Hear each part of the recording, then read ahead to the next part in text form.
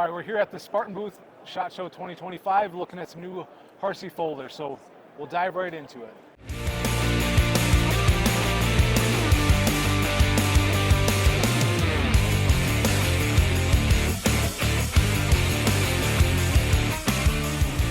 As most of you out there know, we do 4 special editions every year in conjunction with a lot of one-off type work. So DOT's asked me to show some of the special editions, so yeah, let's jump right into it. So the first one we're doing is, we're calling it our SHF Angel Special Edition. So we have a deep engraved angel with a lot of different type of coloring.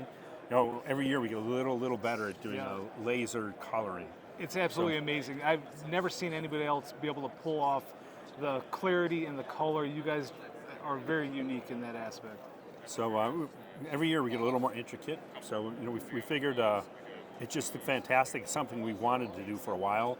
So we figured, hey, 2025, that's it. So that's the Spartan Harsey folder, and they're all Magna Cut now, by the way. Nice. So I think last week we finally changed our last folding knife over to Magna Cut. So that's the Angel version. And so who's doing the designing for this stuff? Because not only is the work impeccable, but the designs are just incredible as well. We've got a great artist. He's very handsome. And oh wait, yeah, that's me. I do it. Yeah. So no, all kidding aside, I do it. And a lot of them, like this one, for example, it's just hasn't picked it up. It's the second one. It's a battle scene. It's actually a battle scene that's carved into stone in overseas. So sometimes we'll take artwork that exists and just do our own spin on it. So that's a battle scene off near where 300 fought the battle.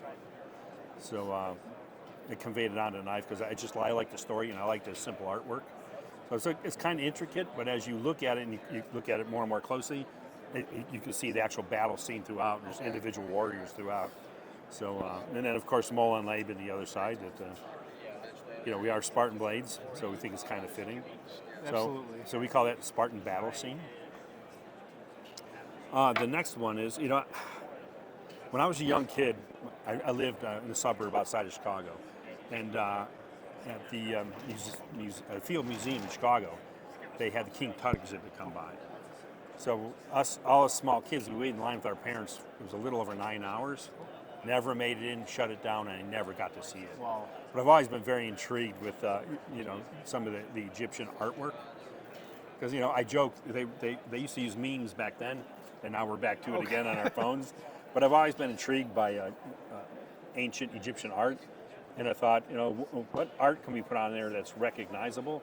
And I just, I want to put King Tut on there. So that's the inner sarcophagus of obviously of King Tut that everybody knows, and then that is the flip side.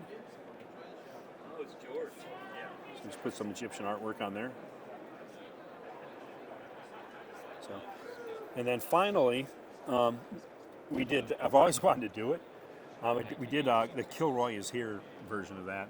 And there's actually quite a neat, unique Americana type story to it.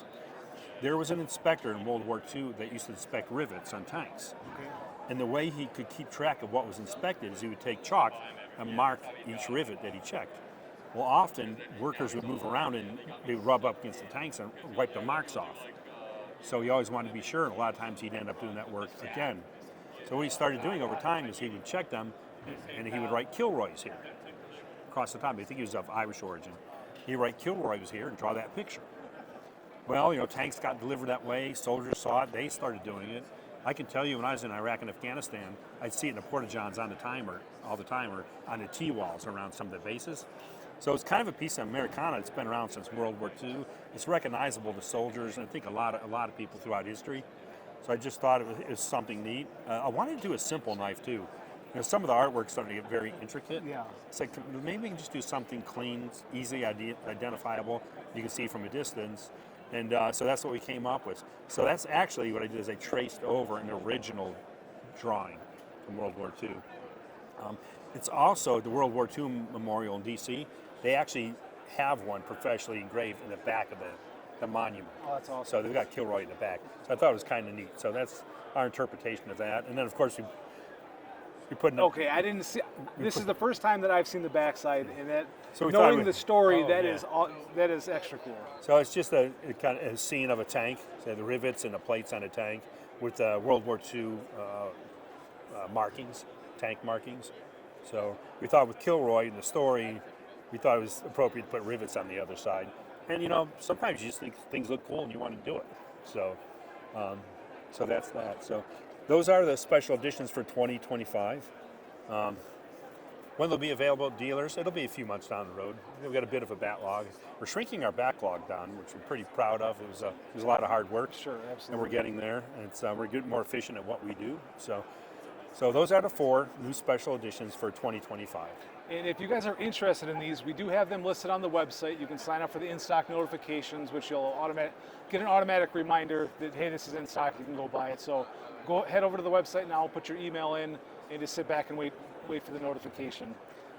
And of course, they'll be available in Damascus as well, Chad Nichols Damascus. Awesome. All right, thanks for watching, guys. Hit the like button and subscribe, and we'll see you on the next one.